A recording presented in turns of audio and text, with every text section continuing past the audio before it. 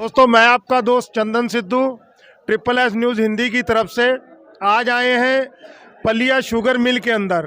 और यहाँ पर हम बात करने आए हैं क्योंकि सबसे पुराना जो धरना है वो पलिया मिल का है।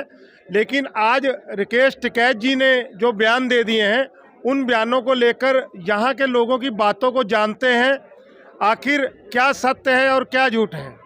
हाँ जी सर जी, आपका शुभ नाम? मेरा नाम आशिफ खान हाँ जी जी। तो ये जो आप धरना कितने दिन से ये चल रहा है? ये आज 14वां दिन है धरने का और इसमें 5 किसान पर डे अनशन पे बैठते हैं। एक दिन के अनशन पे। एक दिन के। और आप मतलब कि किसान है या किसी ग्रुप से जुड़े हुए हैं? नहीं, मैं किसान हूँ। नहीं, कोई जैसे ग्रुप नहीं। जैसे मतलब कि गन्ना धरने के अंदर वीएम सिंह का नाम जो है बहुत आता नहीं, है। नहीं, हम लोग किसी ग्रुप से नहीं है, एक किसान के रूप में है, किसान है हम लोग। अच्छा अच्छा। तो आप किसान के रूप में मिल के कार्य को अवरोध किए हुए हैं। जी। और राकेश टिकैत जी ने एक बात कही है कि भाई काश्तकार का जो गन्ना है खेतों में खड़ा है और वो गन्ना अगर सही टाइम से कट के नहीं वो फैक्ट्री में जाएगा या वो नहीं बिकेगा तो उसका काश्तकार को नुकसान हो जाएगा। इस कारण से हम लोग जो है मिल बंद करने के पक्षधर नहीं है। आपका इस बारे में क्या कहना है? मेरा इस बारे में यही कहना है जी, जो हमारी पलिया चीनी मिल के जो किसान यूनियन है वो जो निर्णय लेगी वही मान्य होगा। नहीं, पलिया शुगर मिल की किसान यूनियन है या कोई ग्रुप है? ग्रुप कोई नहीं सर, पलिया किसानों का। नहीं, राकेश टिकैत जी के बयानों के बारे में आपका क्या कहना है? क्योंकि देखिए, आप लोग धरने पे बैठे हैं, अनशन पे भी बैठे हैं और उन्होंने ऐसे बयान दे दिए हैं, तो उसके बारे में थोड़ा खुल के बताइए। उसके बारे में ये है, माननीय राकेश टिकैत जी जो हैं बॉर्डर पे वहाँ बैठे हुए यहाँ के किसानों का दर्द नहीं जानते हुए, अगर यहाँ के किसानों के बीच में आए तो यहाँ के किसानों का दर्द मालूम पड़े कि क्या है उनके अंदर। दर्द यहाँ तक की है कि बच्चे स्कूलों में उठाए जाते हैं कि फीस नहीं जमा कर रहे हो, बच्चे स्कूल से बाहर निकाले जाते हैं।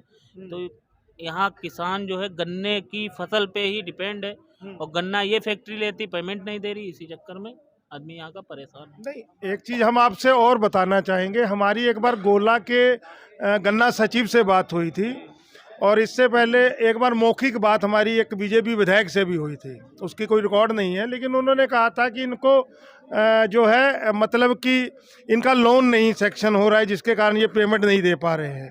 तो अगर उनका लोन ही डिफाल्टर ही अगर वो हो गए तो वो कैसे पेमेंट करेंगे?